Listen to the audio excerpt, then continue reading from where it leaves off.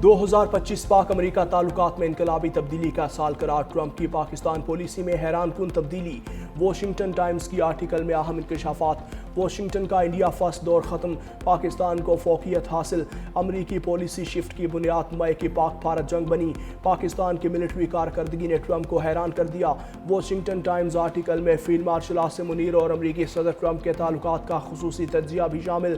Washington Times کے مطابق field marshal Asim Munir Trump کے انر سرکل کے سٹار بن کر ابھرے، ٹرمپ عاصم کو تعلق کو ہاف جوکنگ برومانس کہا گیا، پاکستان کی ملٹری ماڈرنائزیشن کو نئی عالمی اہمیت ملی، کمانڈ اینڈ سٹرکچر میں اور ہال ہوا، چیف آف ڈیفنس فورسز کا عہدہ فعال بنایا گیا، پاکستان ناپسندیدہ ریاست سے شراکت دار ملک بن گیا، ٹرمپ کی جنوبی ایشیا پالیسی میں پاکستان کو مرکزی ستون قرار دیا گیا، سیاسی حالات غیر یکساں، ملٹری پرفارمنس اور سفارتی سختی نے بھارت کو ریجنل سٹیبلائزر کے طور پر مشکوک بنایا، مارچ میں ٹرمپ نے پاکستان کی غیر متوقع تعریف کی جس سے واشنگٹن میں پالیسی کا رخ بدل دیا، اسلام آباد نے موقع فار آکشن کیا، واشنگٹن ٹائمز نے پاکستان کو جنوبی ایشیا ویژن کو اینکر کرنے والا ایمرجنگ ایسٹ سعودی عرب بھی فیلڈ مارشل عاصم منیر کے خدمات کا معترف، سعودی عرب کے اعلیٰ ترین قومی ایوارڈ سے نواز دیا گیا، فیلڈ مارشل سید عاصم منیر کو king Abdulaziz medal of excellence عطا،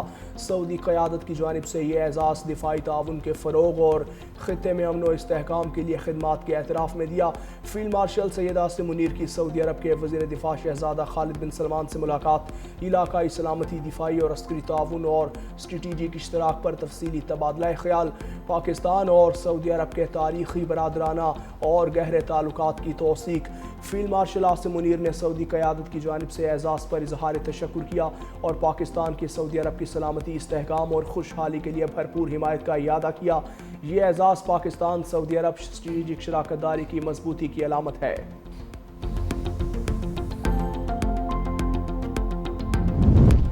وزیر اعظم کا انڈر 19 ایشیا کپ کے فائنل میں بھارت کو شکست دینے والی قومی ٹیم کے ہر کھلاڑی کو 1-1 کروڑ روپے دینے کا اعلان، ٹیم کے مینٹور سرفراز احمد کا کہنا تھا وزیر اعظم سے ملاقات کر کے آئے ہیں، امید ہے مستقبل میں یہ ٹیم مزید کامیابیاں سمیٹے گی، پاکستان انڈر 19 کرکٹ ٹیم کی وطن واپسی پر شاندار استقبال، اسلام آباد ایئرپورٹ پر گل پاشی بھی کی گئی، شائقین کرکٹ اور کھلاڑیوں کے اہل خانہ کی بڑی تعداد میں ایئرپورٹ پر آمد، کرکٹ شائقین نے ڈھول کی تھاپ پر بھنگڑے ڈالے۔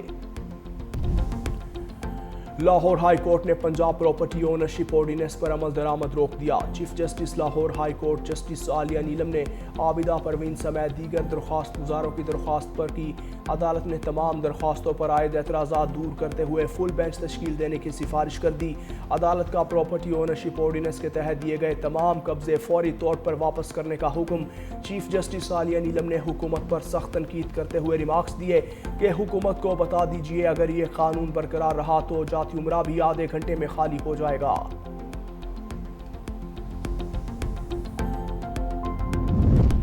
وزیر اعلیٰ پنجاب کا جنگلات ماحولیات کے نظام کو کرپشن فری بنانے کے لیے بڑا اقدام، انگریز دور کے بنائے فارسٹ ایکٹ میں تبدیلی کر دی گئی، ماحول کے تحفظ کے ادارے EPA سے کاغذی کارروائی کا خاتمہ، جدید نظام کے ذریعے تمام نظام چلانے والا EPA پہلا سرکاری محکمہ بن گیا، وزیر اعلیٰ پنجاب مریم نواز کا کہنا ہے کہ ماحول کے تحفظ کے ساتھ کرپشن کے خاتمے کو بھی یقینی بنا رہے ہیں۔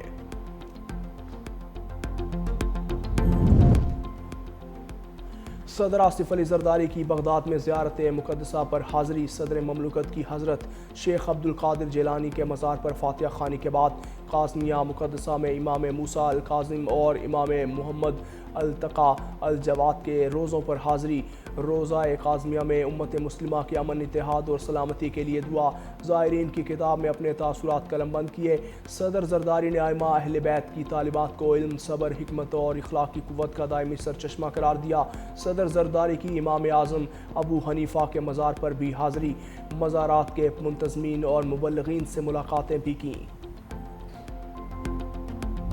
کیڈٹ کالج نوجوانوں کی کردار سازی اور تعلیم کے معیار کو بہتر بنانے کے لیے کردار ادا کر رہا ہے، پاکستان عالمی سطح پر منفرد مقام رکھتا ہے، chairman Peoples Party Bilawal Bhutto Zardari کا کیڈٹ کالج پٹارو کی 63ویں یوم والدین تقریب سے خطاب، کہا ٹیلنٹ کے بہترین استعمال سے ترقی ممکن ہے، ملک کی خود مختاری اور مسلح افواج کی قربانیوں کی قدر کی جانی چاہیے، پاکستان کی خدمت سب کی اولین ترجیح ہے۔ کیڈٹ کالج پٹارو کی تقریب میں بلاول بھٹو زرداری اور وزیر اعلیٰ سندھ مراد علی شاہ سمیت اہم شخصیات نے شرکت کی۔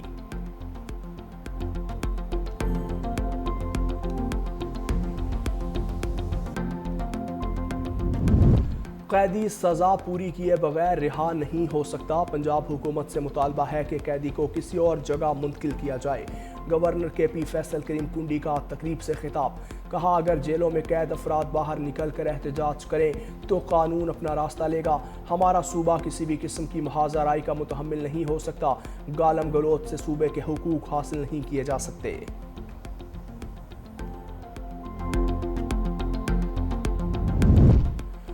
سندھ حکومت نے کراچی کے صنعتی علاقوں کے لیے 2.28 ارب روپے سے زائد کے ترقیاتی پیکج کی منظوری دے دی۔ سینئر وزیر شرجیل انعام میمن کے مطابق فیصلہ صنعتی انفراسٹرکچر کی بہتری، روزگار برآمدات اور سرمایہ کاری کو فروغ دینے کے لیے تاریخی اور بروقت ہے۔ ترقیاتی کام پیر سے شروع ہوں گے اور 6 ماہ میں مکمل کیے جائیں گے۔ فنڈز انفراسٹرکچر ڈیولپمنٹ سے فراہم شفاف نگرانی اور معیار کے ساتھ منصوبے مکمل کیے جائیں گے۔ صنعتی زونز کی بحالی سے ٹرانسپورٹ، لاجسٹکس اور کاروباری ماحول بہتر ہوگا۔ پی آئی اے کی نجکاری کا عمل اختتامی مرحلے میں داخل، نیلامی کے لیے بولیاں کل لگیں گی۔ پی آئی اے سے خریداری کے لیے 3 کنسورشیم بولی کے عمل میں حصہ لیں گی۔ نیلامی کے لیے بولیوں کا وقت صبح 10:45 سے 11:15 تک مختص ہوگا۔ بولیاں سپہر 3:30 بجے کھولی جائیں گی۔ بولی کا مرحلہ براہ راست دکھایا جائے گا۔ کامیاب بولی کی صورت میں وفاقی کابینہ چند دنوں میں نیلامی کی منظوری دے گی۔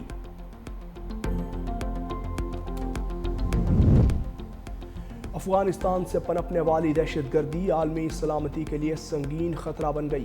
کینیڈا میں دہشت گردی میں ملوث ایک اور افغان شہری گرفتار۔ افغان جریدہ دہشت صبح کے مطابق کینیڈین پولیس نے 26 سالہ افغان شہری ولید خان کو ٹورنٹو میں داعش سے مبینہ تعلقات پر الزام میں حراست میں لیا۔ پولیس کے مطابق ملزم داعش کو مالی معاونت، سوشل میڈیا سہولتیں فراہم کرنے اور قتل کی سازشوں میں ملوث رہا۔ گرفتاری کے دوران اسلحہ اور گولہ بارود بھی برآمد۔ رپورٹ کے مطابق افغان طالبان کے زیر انتظام افغانستان دہشت گردی اور منشیات کے گڑھ میں تبدیل ہو چکا۔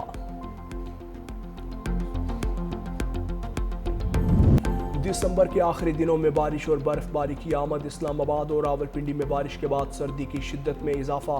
لاہور کے مختلف علاقوں میں بودا باندی۔ خیبر پختونخوا کے بیشتر علاقوں میں وقفے سے بارش۔ پہاڑوں پر برف باری۔ کالام میں 15، چترال 7، بالاکوٹ، دیر اور معلم جبہ میں 4 ملی میٹر بارش ریکارڈ۔ جھیل سیف الملوک اور بابوسر ٹاپ پر 1 فٹ، ناران میں 6 انچ برف باری ریکارڈ۔ آزاد کشمیر کے مختلف علاقوں میں بھی بارش۔ پہاڑوں پر برف باری۔ وادی لیپا، گنگا چوٹی، پیر چناسی اور کوہ مکڑا نے برف کی سفید چادر اوڑھ لی۔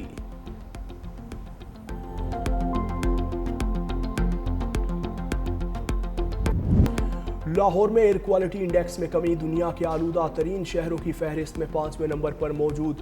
AQI 227 record. کراچی کا فہرست میں 7واں نمبر۔ ماہرین کی شہریوں کو ماسک پہن کر باہر نکلنے کی ہدایت۔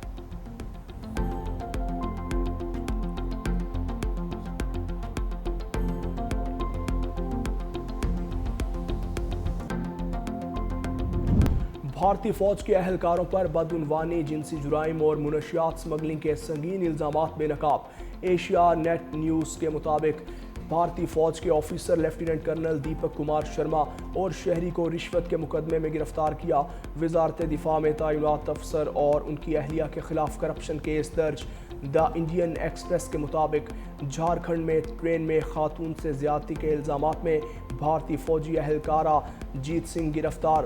دا ٹائمز آف انڈیا کے مطابق نیپال بارڈر کے قریب سابق بھارتی فوجی راجبر سنگھ کو ہیروئن اور گرنیڈ کے ساتھ حراست میں لیا۔ رپورٹس کے مطابق ملزمان منشیات سمگلنگ کے نیٹ ورک میں ملوث تھے۔ سعودی عرب میں منشیات سمگلنگ پر 2 پاکستانی شہریوں کو پھانسی دے دی گئی۔ سعودی وزارت داخلہ کی جانب سے جاری بیان کے مطابق 2 پاکستانی شہریوں نے ہیروئن اور دیگر منشیات جسم کے مختلف حصوں میں چھپا کر سعودی عرب سمگل کرنے کی کوشش کی۔ عدالت نے جرم ثابت ہونے پر سزائے موت سنائی۔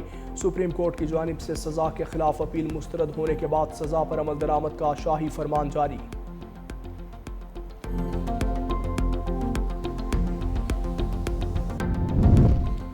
سڈنی کے بونڈائی بیچ حملہ کیس میں اہم پیش رفت، تحقیقات میں نئے حقائق سامنے آ گئے۔ آسٹریلوی پولیس کے مطابق بھارتی نژاد حملہ آور ساجد اکرم اور ان کے بیٹے نوید اکرم نے آسٹریلیا میں ہی حملے کی ٹیکنیکل ٹریننگ حاصل کی۔ حملے سے ایک روز قبل دونوں نے بونڈائی بیچ کا وزٹ بھی کیا۔ دستاویزات کے مطابق ایک حملہ آور کے فون سے ملی ویڈیو میں دونوں ملزمان داعش کے جھنڈے کے سامنے بیٹھے نظر آئے۔ دشمن پر کسی بھی وقت حملہ کر سکتے ہیں، اسرائیلی آرمی چیف کی ایران کو دھمکی۔ آرمی چیف ایال زمیر نے کہا کہ 7 اکتوبر 2023 کو اسرائیل کی حماس کے ساتھ جنگ شروع ہوئی، لیکن بعد میں ایران نے اسرائیل کے خلاف کچھ لوگوں کو مالی اور عسکری مدد فراہم کی اور اسرائیل کو تباہ کرنے کے منصوبے کے پیچھے کھڑا رہا۔ ان کا کہنا تھا کہ جہاں بھی ضرورت ہوگی وہ حملہ کریں گے اور اسرائیل دشمن کے خلاف کارروائی سے کبھی نہیں ہچکچائیں گے۔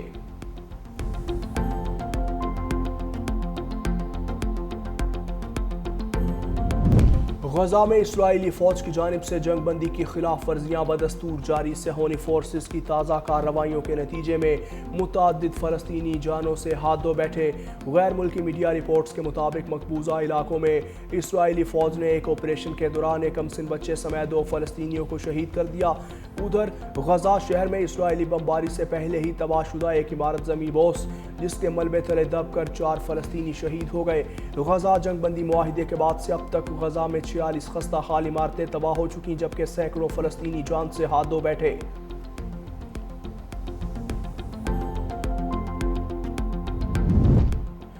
مقبوضہ مغربی کنارے میں غیر قانونی آباد کاری کا سلسلہ جاری۔ اسرائیل کی سیکیورٹی کابینہ نے مقبوضہ مغربی کنارے میں 19 نئی یہود بستیوں کی منظوری دے دی۔